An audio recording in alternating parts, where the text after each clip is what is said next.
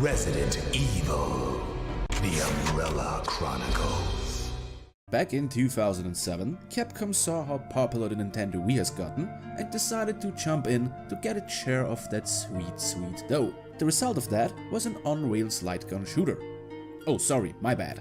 It's not a light gun shooter, it's a Wii mode shooter. Nevertheless, Resident Evil The Umbrella Chronicles was born. This game is a retelling of the first and third Resident Evil games and also includes the story of Resident Evil 0. And I can already hear you type in the comments.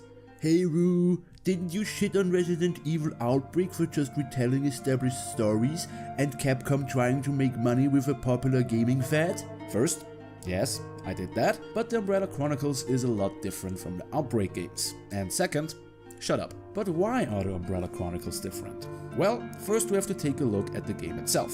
As I said, the game lets you revisit Resident Evil, Resident Evil 3 and Resident Evil 0. Those parts are really abridged versions of the original games.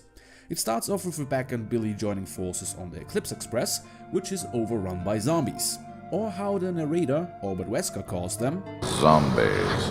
The first chapter of the game gives you some time to get used to the Wiimote controls. It's as easy as you think. Just point the Wiimote and shoot. But the game also lets you use a knife for close encounters and lets you throw grenades to dispose of the hordes of zombies.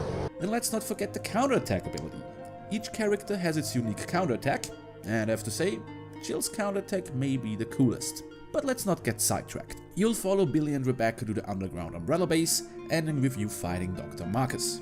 Nothing new so far, but once you beat Chapter 1, you will unlock an extra scenario showing you what happened to Albert Wesker after the events of Resident Evil 0. He too has to escape the laboratory and faces off with evil zombies.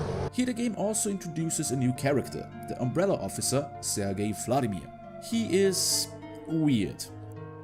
Chapter 2 focuses on the Spencer Mansion incident and pairs Chris Redfield and Jill Valentine against the hordes of zombies. And of course, they have to fight the original Tyrant. I don't know about you, but I could watch Wesker getting owned by the Tyrant over and over again. But yet again, that's nothing new. This time around, you can check out the extra scenario with Rebecca, where it turns out that she hung out with Richard in between Resident Evil 0 and Resident Evil 1. But wait, there is more. The second chapter also uncovers the truth about Albert Wesker. We see that he injected himself with a serum he got from William Birkin prior to being killed by the Tyrant. I love it. Turns out that Wesker planned this all along to get superhuman powers from the serum and to steal Umbrella's data. At first he fails to do so as the mysterious Red Queen program denies him access and he gets really mad at the computer. Plus, we even get to play as powered up Wesker as he's escaping the mansion too. He even runs into the invincible Lisa Trevor. Oh, you don't know her? Ooh, that's right, she was added in Resident Evil Remake. Whoopsie.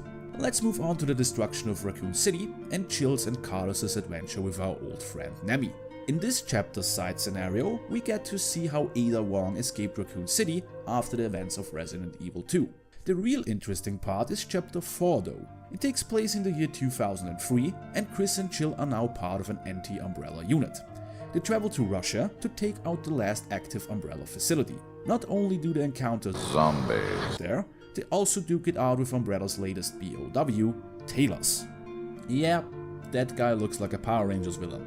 They kill the creature and Umbrella is officially done. Hooray! But yet again, that's not all.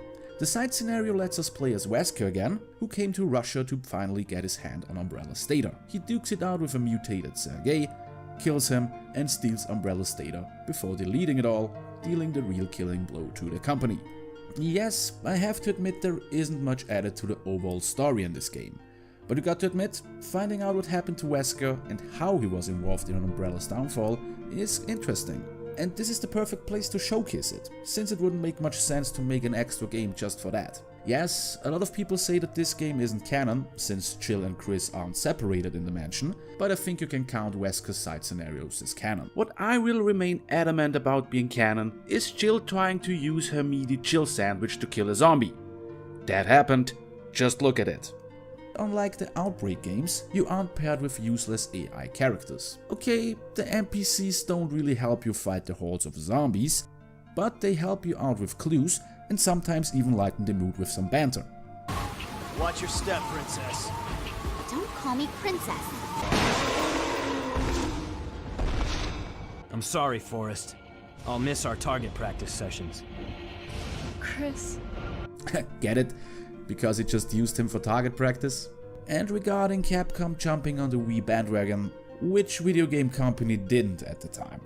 And let's be honest, having the Wiimote's motion control and not making a shooter build around it would be kinda stupid. As much as I enjoyed playing this game, I have to say that I don't really see the necessity of playing it if you played all the other games in the franchise. It's nice to have an on-rails Wiimote-controlled Resident Evil shooter, but the interesting story parts have to be unlocked first, and in my opinion, they aren't worth the hassle. If they made them available right from the beginning, it would have been better.